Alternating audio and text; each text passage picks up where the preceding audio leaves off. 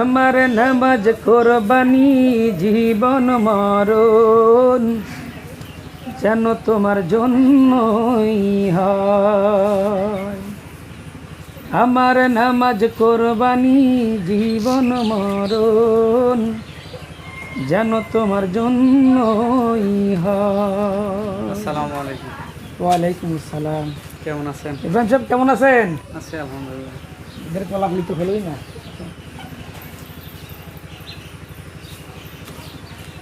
কোলাকুলি তো ভাই একবার করার শূন্য। আর কি করব ভাই, পাশে পাশে ঘুরি দেখি কত লোক কুরবানি করে, কিন্তু দেখি যে বেশিরভাগ লোককে আপনার নামাজ পড়ে না। এক তো ঈদের নামাজটা পর্যন্ত পড়তে যায় না, কিন্তু অথচ কুরবানি করে আসলে কি হয় এদের?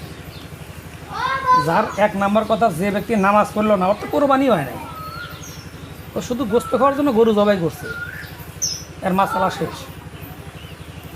যে ব্যক্তি নামাজ পড়ে নাই ওর কোরবানি হয় নাই। এমনকি শুধু তাই নয়, ওর ঘরে হালাল রিজিক আছে, কথাটা বুঝে নিয়ে, ওর ঘরে হালাল রিজিক আছে, হালাল খাবার আছে, কিন্তু নামাজ পড়ে না, ওর সব হারাম। বিবেকটাকে কাজে লাগান তো।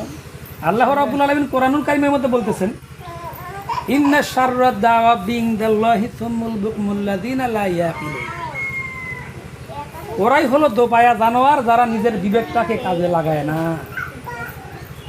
তাহলে আমরা কি সেই দোপায়া জানোয়ারের মধ্যে পড়ে গেলাম না? আল্লাহ বলল কি কোরআনে, কোরবানির সম্পর্কে আল্লাহ কি বলতেছেন? কোরবানি শব্দ হলো ত্যাগ করা, তিতিক্ষা করা, ছাড় দেওয়া, তাই নয় কি? আসলে কি আমরা কোরবানি করি বলেন তো? আসলে আমাদের সামাজিক অবস্থা একটু অন্যরকম। সবাই এখন ধরেন যে আইডিয়া করে কি করতে চায়। আসলে আমরা ইসলামকে পরিপূর্ণ ওইভাবে বোঝার চেষ্টা করি না, শুধু মনে করি যে গরু কাটলে বা আইডিয়া করে কুরবানি দিলে কুরবানি হয়। আসলে এটা সঠিক নয়। মানুষের চিন্তাধারা পাল্টাতে হবে।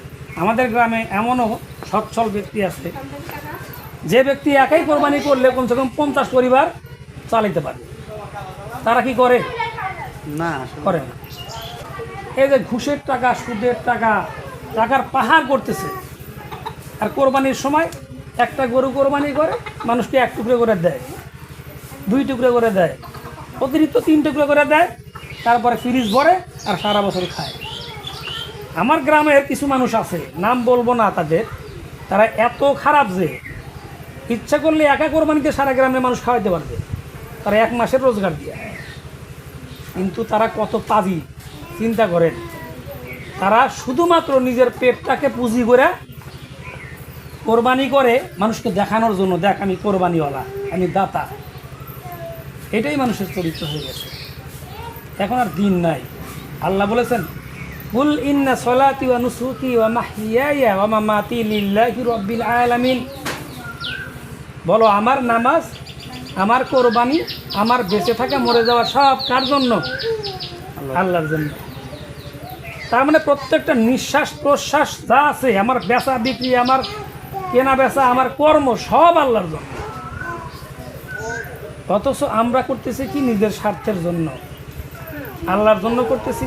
গরু কতটুকু গোস্ত হইল ওই চিন্তা করি খালি আমরা, কিন্তু আল্লাহকে ভালোবেসে আসলে আমরা কোরবানি করি না।